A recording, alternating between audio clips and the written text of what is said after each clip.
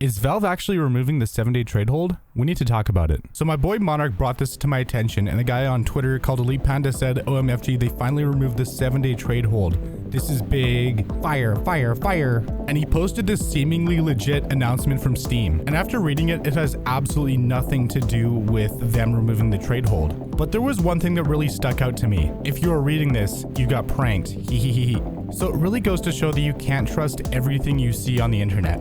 I mean, especially on Twitter, where people are encouraged to basically bait people so they can get more likes and retweets. And absolutely no disrespect to anyone who does this, because it's simply just part of the meta. It's pretty much the only way you can expand your reach in the CSGO community on any social media platform. But that got me thinking, what if Valve actually did remove the 7-day trade hold? Like, what would that mean for us? Would it turn the CSGO community into a perfect utopia? Short answer, no. Long answer, maybe. But to truly understand why, we need to roll the clock back about 5 years. Before the dark times, when the 7-day trade hold was added, there was a massive, thriving community of traders. Philosophers often debated if it was possible to go from nothing to a knife, and back then, absolutely it was. It was a simpler time. It was a better time.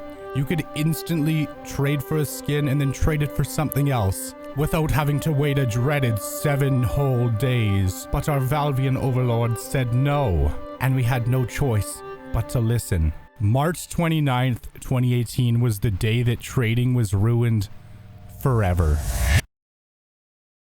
In my opinion, this was a horrible mistake. So Valve, it's time to stop.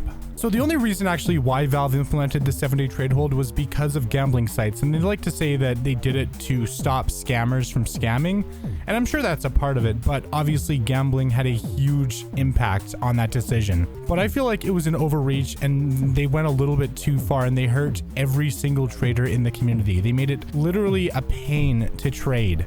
And honestly, that was one of my favorite things about old school Counter-Strike. There were so many trading servers where you could just meet really cool people, and now it just doesn't exist anymore. Well, actually it does, but there's only one trade server, and then there's another one that came up for a while, and then they shut down because it wasn't really worth it. And basically Valve just made it really annoying to trade, and that just kind of killed the whole scene. And you know what? It's a shame, because trading was one of the things that distinguished Counter-Strike from every other FPS game out there.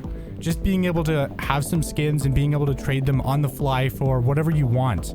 Like, that was such an incredible thing. Obviously, if you already have a lot of capital, if you have a ton of different skins that are tradable, then that's totally fine. Like, you can get away with it. But for newer traders, for people trying to go from very little to a knife, it's almost impossible now. So the people who were affected the most by this were people who didn't have hundreds or thousands of dollars worth of skins. And honestly, I think it would be better for everyone if Valve just straight up removed the 7-day trade hold and found another way to combat scammers in a way that still lets small traders work their way up to a nice inventory, because that was one of the best things about CSGO. If you guys agree, make sure to drop a like and leave a comment down below letting me know your thoughts, and subscribe with the bell icon if you haven't already. Thank you guys so much for watching. It's Turbo, and I'm out, and this is just my opinion.